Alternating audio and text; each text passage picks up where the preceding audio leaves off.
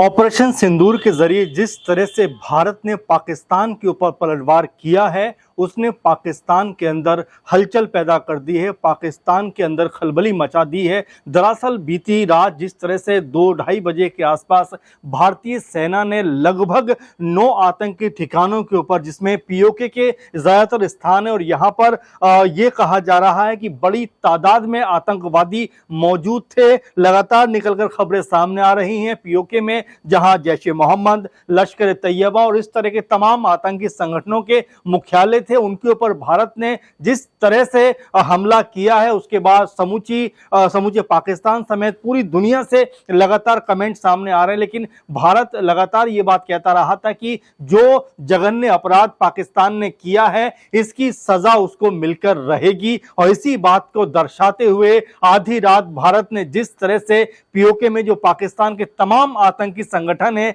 जिसमें लश्कर-ए-तैयबा है, जैश-ए-मोहम्मद है, इनके ठिकानों पर हमला किया गया है। और यह भी खबर लगातार सामने आ रही है कि इन जगहों पर तकरीबन 900 के आसपास आतंकवादी मौजूद थे। ये बड़ी खबर अपने आप में बन जाती है, क्योंकि भारत लगातार यही बात कह रहा था कि हम छोड़ेंगे नहीं, क्योंकि जिसने हमें छेड़ा है, पहली बात तो दुनिया में हम किसी को छेड़ते नहीं, लेकिन जो भी हमें छेड़ता है फिर उसको हम छोड़ते नहीं। इसी का नमूना भारत ने आधी रात को पेश किया। और यहां पर कहा जा रहा है कि जिन ठिकानों पर जो है हमला किया गया है, उनके बारे में अगर मैं आपसे बात कर लूं, और इनके यहां पर जो आतंकवादी जमात है, जो आतंकवादी यहां पर मौजूद थे, उनकी तादाद जो निकल कर सामने आ रही है, उसके ऊपर अगर हम सरसरी नजर डालें तो पता चलता है कि बहावलपुर में लगभग 250 आतंकवादी मौजूद थे, मुरीदके में 120 से ज्यादा, मुजफ्फराबाद में 110 130 के आसपास, कोटली में 75 से 80, इसके अलावा सियालकोट में 100 के आसपास, वहीं गुलपुर में 75 से 80 और भिंबर में भी 60 आतंकवादी, इसके अलावा चक अमरू में भी 70 से 80 के आसपास आतंकवादी मौजूद थे। और मिला जुला कर डाटा देखा जाए तो ये लगभग 800-900 के आसपास पहुंच जाता है। यानी कि एक बहुत बड़ा जवाब भारत की तरफ से दिया गया है और बड़ा सोच समझ कर रणनीति ये के तहत ये किया गया। आपने देखा परसों राहुल गांधी और तमाम कह सकते हैं कि जो सरकार के मंत्री थे, पीएम मोदी थे और तमाम लोग थे, उनकी एक मीटिंग होती है और कहा जाता है कि भाई ये मीटिंग जो है ये किसी और मकसद के लिए है, क्योंकि सीबीआई के जो डायरेक्टर हैं, निदेशक हैं, उनके लिए मीटिंग की गई। लेकिन आप जरा सोचिए, उस मीटिंग का कहीं ना कहीं मकसद जिस तरह से गोपनीय रखा गया और बड़ी मुस्तैदी के तौर पर और बड़ी गोपनीयता के साथ में ये हमला किया गया, उसने पाकिस्तान को थर्रा कर रख दिया। और यहाँ पर जो खबर निकल के सामने आ रही है, उसके अनुसार जो ऑपरेशन सिंदूर का इसको नाम दिया गया है, वो भी बड़ा सोच समझ के दिया गया है, क्योंकि यहाँ पर जिन महिलाओं का, जिन माता बहनों का सिंदूर उजड़ा है, उसने कहीं ना कहीं इस ऑपरेशन सिंदूर को भारत को करने पर मजबूर कर दिया। क्योंकि भारत कभी भी इस तरह की चीजें नहीं करता, लेकिन जब भारत के ऊपर इस तरह की नापाक हरकत होगी, इस तरह का कायराना हमला होगा, तो फिर भारत जवाब देता हुआ नजर आएगा। जैसा कि मैं आपको बता रहा हूं कि तमाम जो बहावलपुर में जो वो कह सकते हैं कि जैश-ए-मोहम्मद का हेडक्वार्टर था, जामी मस्जिद सुभानअल्लाह के नाम से यहाँ हेडक्वार्टर था, उसके ऊपर हमला किया गया। इसके अलावा हिजबुल मुजाहिदीन का एक ट्रेनिंग सेंटर भी यहीं पे था, उसको तबाह कर दिया गया। इसके अलावा आप देखिए, सालों से जो हाफिज सईद और मसूद अजहर जो हैं, जो वैश्विक आतंकी हैं, उनके तमाम ठिकानों पर जो है हमला किया गया है। और हमले से पाकिस्तान के अंदर बौखलाहट का माहौल दिखाई पड़ रहा है। पाकिस्तान में पूरी तरह से खलबली मची हुई है। पाकिस्तान शायद ये सोच रहा था कि भारत कोई इस तरह की कार्रवाई नहीं करेगा, भारत को हम गीदड़ भभकी देते रहेंगे और भारत कुछ नहीं करेगा। लेकिन भारत ने जिस तरीके से, आप देखिए जरा, 22 तारीख को ये हमला होता है, 22 अप्रैल को हमला होता है, और आज हम बात कर रहे हैं 7 मई में, यानी कि 14 से 15 दिन का समय भारत सरकार ने लिया। और तमाम सेनाओं के जो अध्यक्ष हैं, उनके साथ मीटिंग होती रही। तमाम जो सेना के कह सकते हैं कि करता धरता है सेना को के मजबूत स्तंभ में, उनके साथ में सरकार बैठती रही। कल भी मीटिंग हुई, कल भी अजीत डोभाल जी साथ थे और तमाम तरह की बातचीत हो रही थी। लेकिन हर कोई ये मानकर चल रहा था कि भारत शायद अब अपने कदम पीछे हटा ले, क्योंकि आपने देखा इससे पहले चाहे सिंधु का पानी रोकने की बात हो या और तमाम जो है ट्रेड के जरिए, जो व्यापार के जरिए आदान प्रदान, वो बंद करने की बात हो, और वैश्विक स्तर पर कहीं ना कहीं पाकिस्तान को घेरने की बात हो, इसको लेकर ये माना जा रहा था कि भारत शायद यहीं तक सीमित रह जाए जाएगा। लेकिन जिस मुस्तैदी के साथ में भारत ने इस पूरे मामले को अंजाम दिया है, इस पूरी घटना को अंजाम दिया है और हमला करके पाकिस्तान की जड़ों को हिलाने का काम किया है,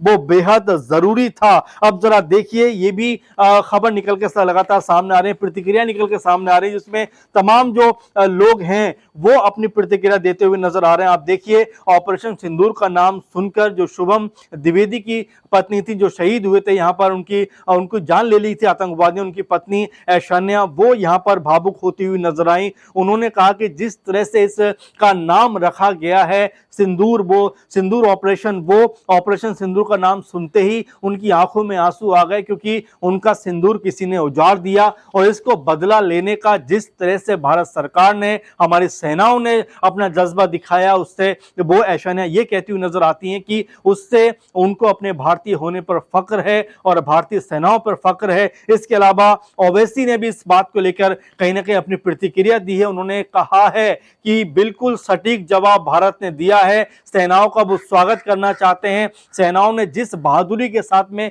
जिस दिलेरी के साथ में इस घटना को अंजाम दिया है, इस हमले को अंजाम दिया है, वो इसका स्वागत करना चाहते हैं। ओवैसी साथ में ये भी कहते हैं कि पाकिस्तान को ऐसे ही सबक सिखाने की जरूरत है, इसी तरह से उसके जो आतंकी ठिकाने हैं उनको नस्ते नाबूद करने की जरूरत है, ताकि पाकिस्तान अगली बार पहलगाम करने के बारे में उसके ख्वाबो ख्यालों में भी, गुमान में भी ये बात ना आ सके कि इस तरह का हमला करना है, इस तरह से निर्दोष लोगों को जान से मारना है, उनकी हत्याएं करना है, उनको खत्म करना है। आप देखिए, ओवैसी ने इससे पहले भी लगातार पाकिस्तानी सेना को लगातार उन्होंने चुनौती पेश की कि पाकिस्तान जो है वो कायर देश है, कायर मुल्क है, छुपकर हम मासूम लोगों के ऊपर जो है हमले करता है, मासूम लोगों की जान लेता है। अगर दम है तो हमारी सेना से टकराता हुआ नजर आए और सेना इसका माकूल जवाब देगी। और देखिए, ओवैसी की वही बात कहीं ना कहीं अगर भारतीय सेना के लिहाज से देखा जाए तो सटीक साबित होती हुई दिखाई पड़ रही है। सेना ने जिस मुंहतोड़ अंदाज में,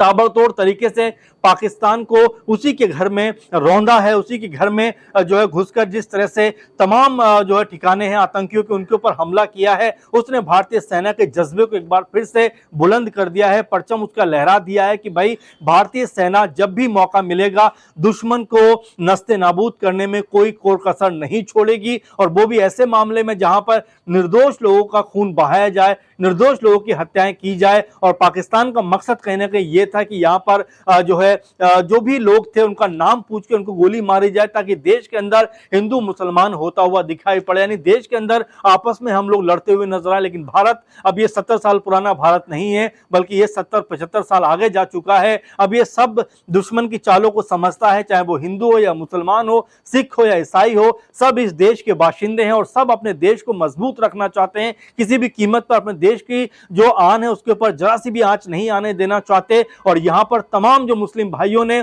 कह सकते हैं कि मुंहतोड़ जवाब पाकिस्तान को दिया। कश्मीर को लेकर भी लगातार ये बात कही जा रही थी कि कश्मीर में भी पाकिस्तान जो है खलबली पैदा करना चाहता है, डर का माहौल पैदा करना चाहता है, ताकि जो अब धारा 370 हटने के बाद जो कारोबार वहां पर फल फूल रहा है, जो लोग वहां पर विकास करते हुए नजर आ रहे हैं, उनको डराया धमकाया जाए। लेकिन जिस तरह से कश्मीरी लोगों ने इस पूरे के पूरे हमले के खिलाफ सड़कों पर उतरकर इसकी जो है मुखालफत की है, इसके खिलाफ खड़े हुए हैं और पाकिस्तान को लगातार उन्होंने आंखें दिखाई हैं, इसलिए साबित हो जाता है कि कश्मीरी जो लोग हैं पूरी तरीके से भारत के साथ में खड़े हुए हैं, मुस्तैदी के साथ में भारत के साथ जुड़े हुए हैं और किसी भी कीमत पर अपने देश की शान में आंच नहीं आने देना चाहते। और बीते दिनों हमने तमाम जगहों पर देखा जहां पर पाकिस्तान के खिलाफ न सिर्फ विरोध प्रदर्शन हुए, बल्कि पाकिस्तान को सबक सिखाने की भी बातें लगातार उठती हुई दिखाई पड़ी। और इन तमाम चीजों के बीच में जिस तरह से हम देख रहे हैं कि पाकिस्तान को सबक सिखाया गया है भारतीय सेना के द्वारा,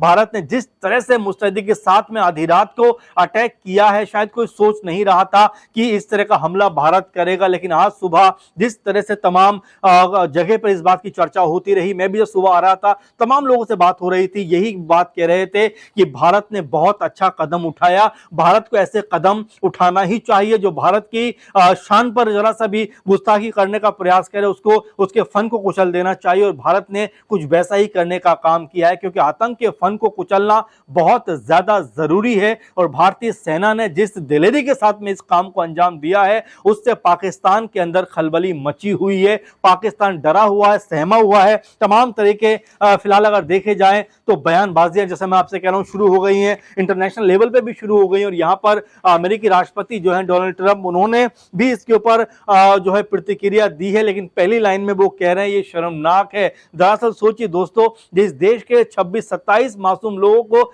मार दिया गया हो, क्या उसको इस तरह से खामोश बैठना चाहिए? क्या इस तरह चुप बैठना चाहिए? पूरे देश में जिस तरह से गुस्सा था और जिस तरह जज्बात उमड़े हुए थे, वो चाहे किसी भी धर्म, किसी भी कम्युनिटी, किसी भी समुदाय के लोग हो, एक सुर में हर कोई ये बात कह रहा था कि गुस्ताख पाकिस्तान को उसकी भाषा में जवाब देना चाहिए। बातचीत बहुत हो गई, बातचीत का दौर बहुत हो गया, बहुत ज्यादा समझा लिया, बहुत ज्यादा उनको मेज पे बैठा कर हमने बातचीत कर ली, लेकिन अब मेज पर बैठने का वक्त नहीं है, बल्कि उनको सबक सिखाने का वक्त है। और भारत ने कुछ वैसा ही कदम उठाते हुए पाकिस्तान की जड़ों को हिलाने का काम किया है। पाकिस्तान का जो आतंक कह सकते हैं का गढ़ पाकिस्तान बन चुका है, उस आतंक के खात्मे का काम करना शुरू किया है। और यही अमेरिका है, जब उनके ऊपर वर्ल्ड ट्रेड सेंटर पर हमला होता है उसके बाद वो ओसामा बिन लादेन को ढूंढ कर मारते हैं और तमाम तरह से हमले करते हुए नजर आते हैं। तो जब अपने देश पर आती है तो अमेरिका लगातार ये कहता है कि भाई इस हमले को हम बर्दाश्त नहीं करेंगे, आतंक का खात्मा करते हुए नजर आएंगे। लेकिन भारत जैसे देश में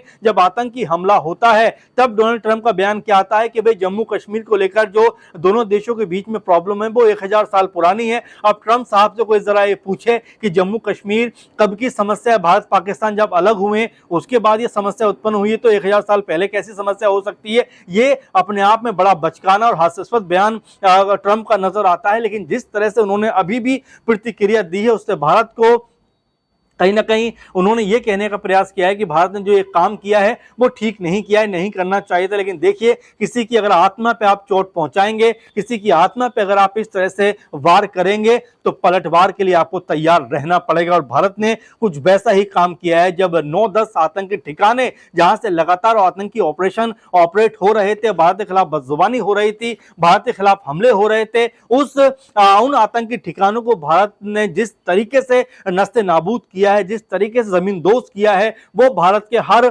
नागरिक के लिए कहीं ना कहीं इस समय उत्साह का विषय है। कि हर आपने देखा होगा कि 22 तारीख को जब ये पूरा का पूरा मामला सामने आया, और देखिए आप जरा देखिए कि वो भी 2-2:30 बजे का वक्त था दोपहर का, और ये ठीक रात का 2-2:30 बजे का वक्त है। तो वो समय के हिसाब से भी जिस तरह से इसको अटैक किया गया है, तो ये बताने का प्रयास किया गया है कि जिस समय और जिस वक्त आप जो इस तरह का काम करोगे उसका बदला भी हम उसी वक्त लेते हुए नजर आएंगे। और पीएम मोदी की अगुवाई में भारत सरकार ने जिस तरह से इस काम को अंजाम किया है उसको लेकर विपक्ष ने भी ये कहा है, एकजुट होकर कहा है कि हम सरकार के साथ में पूरी ताकत के साथ में खड़े हुए हैं। क्योंकि ताकत का मामला इसलिए भी है कि भारत में राजनीतिक तौर पर भले ही एक दूसरे से डिफरेंसेस हों, भले ही एक दूसरे के साथ में जो है बहुत सारी वैचारिक मतभेद हों, लेकिन जहां देश की बात आती है पूरे का पूरा मुल्क, पूरे के पूरे देश के बाशिंदे एक साथ आकर खड़े हो जाते हैं। चाहे वो पॉलिटिकल पार्टियां हो या तमाम जो है नागरिक हों, वो एक सुर में यही बात कहते हैं कि भारत की अगर आत्मा पर चोट पहुंचाने का काम किया गया है तो उसका फिर बदला लेना चाहिए, ताकि तमाम दुनिया को संदेश जा सके कि भारत सिर्फ बुद्ध की बात नहीं करता, भारत युद्ध की बात भी कर सकता है। अगर कोई उसको ललकारे तो उसके घर में जिस तरह से घुसकर अगर इस तरह कायराना हमले होंगे तो वो उसका जवाब देता हुआ नजर आएगा। आपने देखा उरी के बाद में जिस तरह से एयर स्ट्राइक हुई, पुलवामा के बाद में जो सर्जिकल स्ट्राइक हुई, और पुलवामा के बाद में इसमें एयर स्ट्राइक हुई, और अब जिस तरह से ये हमला हुआ उसके बाद में मिसाइल से हमला करके कहीं ना कहीं जो आतंकी ठिकाने थे उनको नस्ते नाबूद करने का काम किया गया है। और एक तरीके से देखा जाए तो पाकिस्तान में इस समय पूरी तरह से खलबली मची हुई है। डरा हुआ, सहमा हुआ सा पाकिस्तान है, लगातार बड़ी बड़ी बातें कहता हुआ दिखाई पड़ रहा है कि भाई हम ऐसा कर देंगे, हम वैसा कर देंगे, लेकिन ऐसा कुछ होता हुआ नजर नहीं आएगा। क्योंकि भारतीय सेनाएं पूरी तरीके से इस समय चाक चौबंद है, पूरी तरीके से नजरें गड़ाए हुए हैं। बॉर्डर पे एक एक सिपाही जो है वो अपनी बंदूक के साथ में अपनी नजरें बनाए हुए, लगाए हुए, और यही बात है कि भारतीय सेनाएं जो हैं वो इस देश का गर्व है, इस देश का सबसे मजबूत स्तंभ है कि जब भी इस देश की शान पर आंच आएगी, हमारी सेना सबसे पहले सरहद पर खड़ी हुई दिखाई पड़ेगी। और सेना ने एक बार फिर यह साबित कर दिया है कि भारत के एक एक कह सकते हैं जख्म का बदला वो लेते हुए नजर आएंगे। यहां पर जिस तरीके से 9-10 आतंकी ठिकानों को निशाना बनाया गया है, उसने एक जो है पैगाम जरूर दिया है कि हमारा मकसद किसी आम पाकिस्तानी को खत्म करना नहीं है। हालांकि इक्का दुक्का जगह ये हो सकती हैं चीजें कि वहां पर कुछ जो है जो लोग हैं वो भी इसकी कह सकते हैं चपेट में आए हों, लेकिन जो आतंकी ठिकाने भारत ने उन्हीं को निशाना बनाया है। भारत का मकसद आतंक का खात्मा करना है, किसी नागरिक को नुकसान पहुंचाना नहीं है। और इसकी एहतियात बरतते हुए भारतीय सेना ने जिस तरीके से और जिस रणनीति के साथ में यह हमला किया है, उससे साबित हो जाता है कि भारत सिर्फ आतंकवादियों का खात्मा करना चाहता है। और जो खबर मैंने शुरू में आपको बताई कि लगभग 900 के आसपास जो आतंकी हैं वो इस पूरे के पूरे मामले में, इस पूरे के पूरे जो हमले में कहीं ना कहीं वो मौजूद वहां पर नजर आए हैं। अब अगर उनकी मौजूदगी वहां पर रही है तो कितने लोग मारे गए हैं, कितने लोग बचे हैं, कितने लोग खत्म हो गए, कितने लोग जख्मी हुए, इसका डाटा आना अभी बाकी है। लेकिन सरसरी तौर पर अगर देखा जाए तो पाकिस्तान में जिन जगहों पर यह हमला हुआ, अगर वहां पर 900 से 1000 के आसपास अगर आतंकी मौजूद थे, तो आप ये मानकर चलिए कि बड़ी तादाद में यहां पर आतंकवादियों का खात्मा हुआ है। अगर हमारे यहां पे 26 जो लोगों को इन्होंने जान ली है, 26 लोगों को मौत के घाट उतारा है, तो उसके कई गुना पाकिस्तान को इसका भुगतान करना पड़ रहा है। क्योंकि यहां पर 900 आतंकी अगर मौजूद होने की खबर है और मिसाइल से हमले हुए हैं, तो आप जरा सोचिए पाकिस्तान में इस समय किस तरह का आलम होगा। इन आतंकी ठिकानों को किस तरह से पूरी तरह जमींदोज कर दिया गया होगा, किस तरह से आतंक का सफाया कर दिया गया होगा। और इसी बात को लेकर पाकिस्तान समेत तमाम जो उनके जो लोग हैं, खासकर जो दहशतगर्दी को सपोर्ट करते हैं, उनके अंदर खलबली मची हुई है। पहले भी ये बात कही जा रही थी कि भाई परमाणु हमला कर देंगे, हम वैसा कर देंगे। और यहां तक कि जो बिलावल भुट्टो हैं कह रहे थे सिंधु में अगर पानी नहीं छोड़ा गया तो यहां पर हम खून की नदियां बहा देंगे। इस तरह की तमाम गीदड़ भभकियां दी जा रही थी। लेकिन भारत अपने आप को मजबूत करता रहा, तैयारी करता रहा। और रात में जिस तरह से पाकिस्तान के ऊपर हमला किया है, उसने साबित कर दिया है कि भारत जो है रणनीति के साथ में तमाम तरह की योजनाएं बना रहा था। उसमें तमाम विपक्षी लोग भी शामिल थे। आपने देखा कि सर्वदलीय बैठक हुई, उसमें राहुल गांधी समेत तमाम विपक्षी लोग वहां पर मौजूद थे। इसके बाद आपने देखा परसों भी एक मीटिंग हुई जहां पर राहुल गांधी, अजीत डोभाल और तमाम तरह के लोग वहां पर मौजूद थे।